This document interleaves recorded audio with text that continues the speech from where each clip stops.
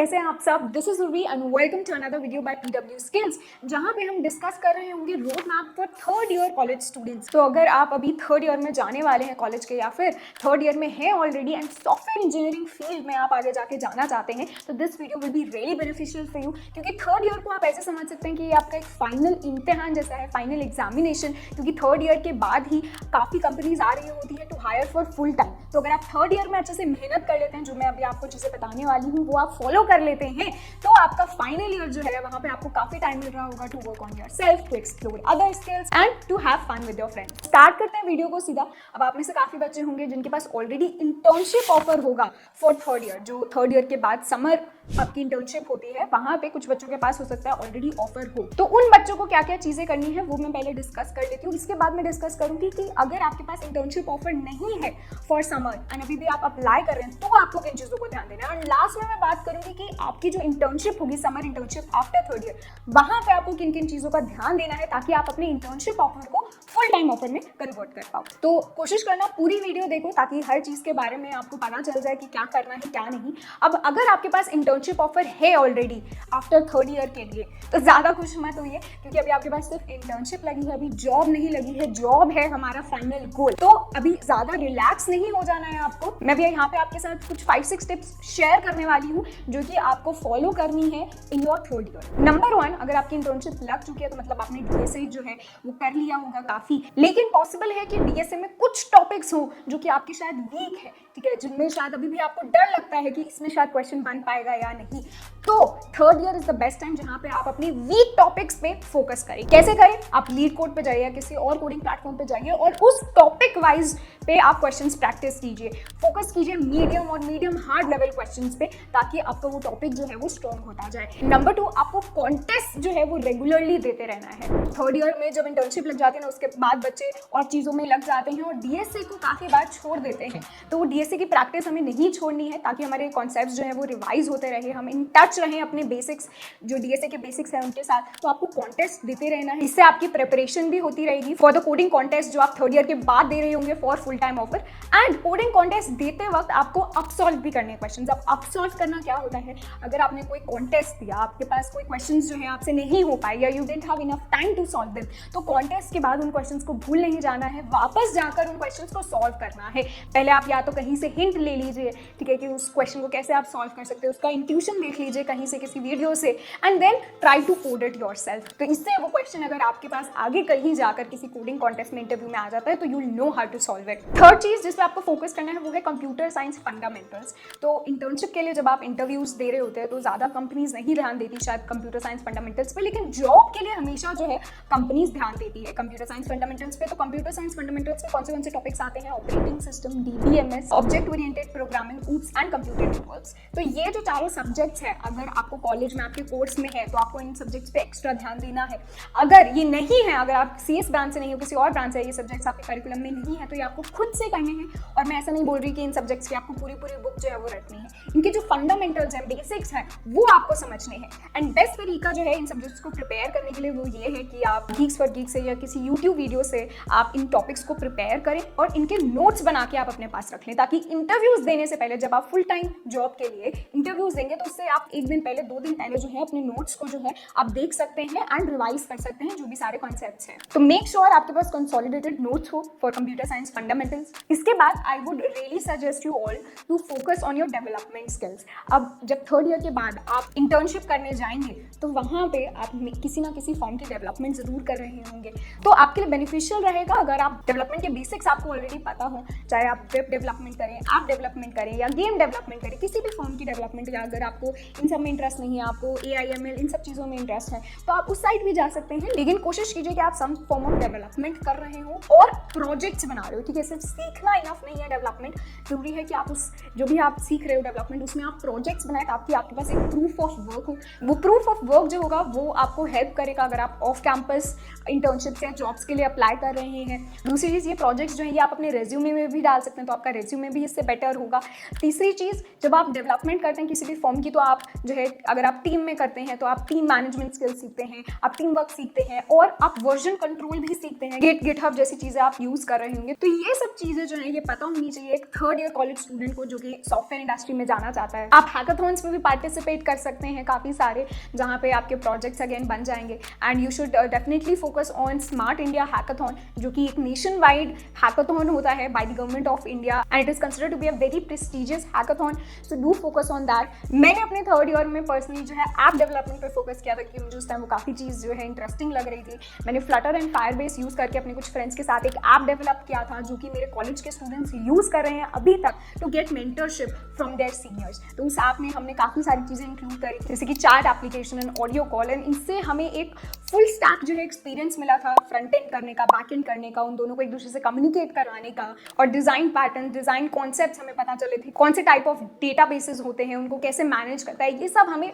एक full stack experience मिला था एक एप्लीकेशन डेवलप करने से। तो I would suggest you all कि अगर आपके पास भी टाइम है, थर्ड ईयर में आपकी ऑलरेडी इंटर्नशिप लग गई है, तो आप इस डायरेक्शन में फोकस कीजिए। तो अपनी कुछ जो प्रोफाइल्स हैं वो अपडेटेड रखनी है। क्या क्या अपडेटेड रखना है? अपना गिटहब अपडेटेड रखना है। अगर अभी तक नहीं बनाया तो अभी बना लीजिए। गिटहब पे आप अपने प्रोजेक्ट्स जो हैं वो डाल सकते हैं। तो अगर कोई भी रिक्रूटर को आपको दिखाना है कि आपने क्या क्या डेवलपमेंट कर रखे हैं, क्या क्या प्रोजेक्ट्स जो है आपने बना रखे हैं, तो that recruiter can directly look at your GitHub and know your proof of work. दूसरा, आपको अपनी लिंक्डइन प्रोफाइल को अपडेटेड रखना है। जो भी आप कहीं आपके अचीवमेंट्स आ रहे हैं, आप कुछ सीख रहे हैं, वो आप लिंक्डइन पे शेयर कर सकते हैं। एंड थर्डली, आपका रिज्यूमे आपको अपडेटेड रखना है। ऐसा नहीं कि जब हम किसी कंपनी के लिए अप्लाई कर रहे हैं तो एक दिन पहले हम अपना रिज्यूमे प्रिपेयर कर रहे हो। अपने रिज्यूमे को आप एट ऑल टाइम्स जो है अपडेटेड रखिए। अब यहाँ पे मैं आपके साथ एक टिप शेयर कर रही हूँ कि आपको अपना रिज्यूमे कैसे शेयर करना है अपने रिक्रूटर से। तो आपने क्या करना है, अपनी गूगल ड्राइव पे जाइए, वहाँ पे एक फोल्डर बना लीजिए, रिज्यूमे नाम का, अपना नेम अंडरस्कोर रेज्यूमे नाम का एक फोल्डर बना लीजिए और उसमें अपना रेज्यूमे एज पीडीएफ अपलोड कर दीजिए। अब जब शेयर करना है अपना रेज्यूमे कहीं पे भी, तो अपने पीडीएफ, जो आपने पीडीएफ अपलोड किया उसकी लिंक नहीं शेयर करनी है। आपने जो फोल्डर बनाया रेज्यूमे नाम का, उसकी लिंक आप शेयर कर दीजिए रिक्रूटर्स के साथ। इससे क्या होगा कि अगर आपको अपना रेज्यूमे कभी अपडेट करना है, उसमें कुछ चेंजेस करने, तो आप बस वो पीडीएफ जो है वो हटा के एक अपडेटेड पीडीएफ वहाँ पे अपलोड कर सकते हैं। लेकिन वो जो लिंक है फोल्डर की, जो रिक्रूटर्स के पास है ऑलरेडी, वो सेम रहेगी। वो आपको जो है अपडेटेड लिंक नहीं सेंड करनी पड़ेगी। एंड लास्टली, 6th स्टेप, अगर मैं कॉलेज एक्स्ट्रा करिकुलर एक्टिविटीज़ के बारे में बात करूँ, तो अगेन आपकी इंटर्नशिप अगर लग चुकी है तो आपके पास इन चीज़ों के लिए भी काफ़ी टाइम होगा। आप स्टूडेंट प्रोग्राम, सोसाइटीज़ जो हैं, टेक्निकल सोसाइटीज़, ये सब आप हेड कर सकते हैं। इनमें कुछ पोजिशन ऑफ रिस्पॉन्सिबिलिटी ले सकते हैं। वर्कशॉप्स एंड कॉन्फ्रेंसेज जो है आप अटेंड कर सकते हैं, जिनसे आपको दो फायदे होंगे। एक तो आपकी नेटवर्किंग होगी, दूसरा आप सॉफ्ट स्किल्स सीखेंगे। इसके साथ साथ आप अपनी कॉलेज स्टडीज पर भी फोकस कीजिए। अगर आपको लग रहा है कि आपकी सीजीपीए जो है वो अप टू द मार्क नहीं है, एवरेज से थोड़ी सी ज़्यादा होनी चाहिए सीजीपीए, ताकि कंपनीज जब शॉर्टलिस्ट करने आए तो वहाँ पे आप शॉर्टलिस्टेड कैंडिडेट्स में जा पाए। तो उसके लिए आप अपनी सीजीपीए पे भी फोकस कीजिए थर्ड ईयर में, कि अगर वो अबव एवरेज नहीं है तो उसको वहाँ तक लेके जाइए। तो अब ये सब तो टिप्स हो गए कि अगर आपकी इंटर्नशिप लग चुकी है तो आपने ये करना है। अब बात आती है अगर इंटर्नशिप ऑफर अभी तक नहीं लगा है, ठीक है, तो अब उन केसेस में डीमोटिवेट नहीं होना है ज़्यादा, ठीक है। ये नहीं सोचना है कि है राम अभी तक नहीं लगी इंटर्नशिप, पता नहीं अब लग पाएगी या नहीं, मेरे सारे फ्रेंड्स की लगी है, सिर्फ मेरी ही रह गई है।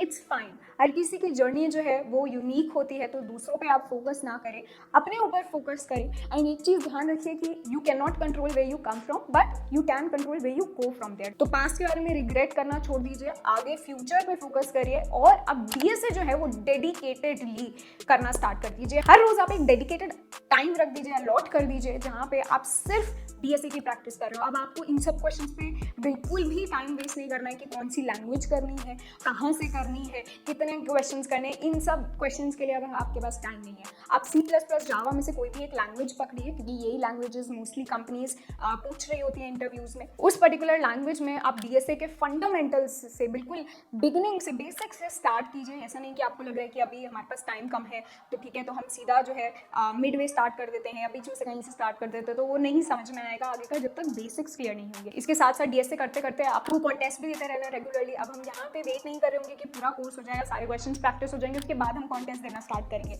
नहीं, कॉन्टेस्ट आपको जो है देना स्टार्ट कर देना है, ताकि आपको पता चलता रहे कि किस टाइप के क्वेश्चंस जो हैं वो कोडिंग कॉन्टेस्ट में आते हैं, एंड उस टाइप के क्वेश्चंस पे आप ज़्यादा फिर फोकस कर सकते हैं जब आप अपना डीएसए कोर्स कर रहे हैं। And at the same time साथ साथ में आपको अपने कंप्यूटर साइंस फंडामेंटल्स को भी स्ट्रॉन्ग करते रहना है। Another thing that you need to focus on is giving mock interviews. अगर आप एक्टिवली अप्लाई कर रहे हैं कंपनीज में, उनके इंटरव्यूज में बैठ रहे हैं अभी, तो मॉक इंटरव्यू साथ साथ देना जो है वो बहुत जरूरी है। वो आपकी इंटर्नशिप इंटरव्यूज के लिए भी हेल्प करेगा और जॉब इंटरव्यूज के लिए भी आगे जाके हेल्प करेगा। अगर थर्ड ईयर में भी आप एकदम डेडिकेशन से अपनी प्रिपरेशन करें, ऐसे मेरे बहुत सारे फ्रेंड्स हैं जिन्होंने थर्ड ईयर में ही अपनी प्रिपरेशन करनी स्टार्ट करी, उन्होंने भी काफ़ी अच्छी कंपनीज जो है वो निकाली हैं। तो इस मोटिवेशन के साथ आपको अपनी स्किल्स पे काम करना है। अब जॉब्स के जब आप अप्लाई कर रहे हैं तो ऑफ कैंपस प्लेसमेंट्स पे आप फोकस कीजिए। लिंक्डइन पे आपको काफ़ी सारी अपॉर्चुनिटीज़ के बारे में पता चल रहा होगा, तो वहाँ पे आप एक्टिव रहिए। इसके साथ साथ आप फ्रीलांसिंग अपॉर्चुनिटीज़ भी देख सकते हैं, फ्रीलांसिंग वेबसाइट्स, तो वहाँ पे आपको एक्सपीरियंस भी मिल रहा होगा और कुछ प्रूफ ऑफ वर्क भी मिल रहा होगा। एंड इसके साथ साथ आप ओपन सोर्स अपॉर्चुनिटीज़ भी एक्सप्लोर कर सकते हैं, जैसे कि GSOC हो गया या फिर MLH हो गया। ऐसे और भी काफ़ी सारी ओपन सोर्स अपॉर्चुनिटीज़ होती हैं जहाँ पे आप ओपन सोर्स कॉन्ट्रीब्यूशंस करना स्टार्ट कर सकते हैं। तो आप अपनी स्किल्स पे एक साइड पे काम करते रहिए रेगुलरली, एंड दूसरी साइड पे आप अप्लाई भी करते रहिए side by side, which will improve your skills of getting an internship. And ऐसा भी हो सकता है कि आपको शायद इंटर्नशिप ना मिल रही हो after your third year summer के लिए, तो दैट इज ऑल्सो फाइन। बहुत सारे बच्चे होते हैं जिनकी समर इंटर्नशिप नहीं लग पाती कॉलेज में, तो ऐसा नहीं है कि उन बच्चों की फिर जॉब नहीं लग पाती, या हो सकता है आपकी इतनी अच्छी कंपनी में ना लगे इंटर्नशिप, तभी आपके पास टाइम है to work on your skills, ताकि आपकी जॉब जो है, जो थर्ड ईयर के बाद जहाँ पे कंपनीज आ रही होती हैं जॉब के लिए, वहाँ पे आपके पास स्टिल एक चांस होगा। तो उसके लिए भी आप डेडिकेटेडली मेहनत करते रहिए, अपनी स्किल्स पे काम करते रहिए। एंड में मैं आपको बताना चाहूँगी कि अगर आप इंटर्नशिप करते हैं, समर इंटर्नशिप, तो वहाँ पे आपको किन किन चीज़ों का ध्यान देना है। अब ये जो समर इंटर्नशिप होती है, ये it is suppose to be 2 months की, लेकिन ये 2 months पूरी होती नहीं है। इट्स ऑलमोस्ट 7 weeks के अराउंड इंटर्नशिप होती है। काफ़ी सारी कंपनीज जो होती हैं वो PPOs देती हैं। PPO is pre placement offer. तो वहाँ पे आपने जो भी इंटर्नशिप के दौरान इंटर्नशिप प्रोजेक्ट पे काम किया है, उस पर आपको जज किया जाता है, आपकी परफॉर्मेंस को जज किया जाता है। हो सकता है आपके कुछ इंटरव्यूज भी वो लें दोबारा, एंड उस परफॉर्मेंस के बेसिस पे वो आपको एक ऑफर देते हैं for full time after your final year, ठीक है। तो उसको हम PPO बोलते हैं। अब आपको कोशिश करनी है कि आपको उस कंपनी से जहाँ पे भी आप इंटर्नशिप करें वहाँ से PPO मिल जाए, क्योंकि आपके पास वहाँ पे ज़्यादा टाइम होगा to showcase your skills, to prove to your manager, to your recruiter that you deserve a full time offer there. अब PPO के लिए आपको क्या क्या चीज़ें ध्यान रखनी है। नंबर 1, आपके पास 7 weeks हैं, ये चीज़ ध्यान रखना। तो B very active in your work, ठीक है। बिल्कुल भी स्लैक करने का या चीज़ों को लाइटली लेने का आपके पास बिल्कुल टाइम नहीं है। Be very active during your internship. Talk to your manager regularly. Most of the companies में आपका वीकली जो है 1-on-1 होता है अपने मैनेजर के साथ। तो उन 1-on-1 में आप अपने मैनेजर को बताइए कि आपने एक वीक में क्या कॉन्ट्रीब्यूशन किया है। तो जितना भी आप छोटा मोटा कॉन्ट्रीब्यूशन कर रहे हो अपने प्रोजेक्ट में एज एन इंटर्न, वो आपसे बहुत ज़्यादा नहीं एक्सपेक्ट कर रहे होते हैं, लेकिन आप जो भी कॉन्ट्रीब्यूशन कर रहे हैं आप उसको अच्छे से प्रेजेंट कीजिए, अपने मैनेजर को रेगुलरली बताइए एंड उससे रेगुलरली फीडबैक भी लीजिए, ठीक है। ऐसा नहीं होना चाहिए कि at the end of 6 weeks जो है आप फीडबैक ले रहे हो अपने मैनेजर से, your manager is telling you कि ये चीज़ आपने सही नहीं की। इससे अच्छी कि आप फर्स्ट सेकंड वीक से ही अपना फीडबैक लेना स्टार्ट कर दीजिए, ताकि कहीं पे भी अगर आपके मैनेजर को लगता है कि आप गलत डायरेक्शन में जा रहे हो तो यू कैन करेक्ट इट। इसके साथ साथ अगर आपको लगता है आपके इंटर्नशिप प्रोजेक्ट में आप कहीं पे भी स्टक हो रहे हैं, आपको किसी की हेल्प चाहिए, तो ऐसा मत सोचिए कि शायद मैं डम लगूंगा या डम लगूंगी अगर मैं ये क्वेश्चन पूछूंगी। इंटर्न्स से बहुत ज़्यादा एक्सपेक्ट नहीं किया जाता है मेजॉरिटी ऑफ द कंपनीज में। तो feel free to ask for your help from your mentors, from other team members, and be active and at the same time try to connect with them as well, ठीक है। जो भी आपके team members है, जरूरी नहीं कि आपकी सिर्फ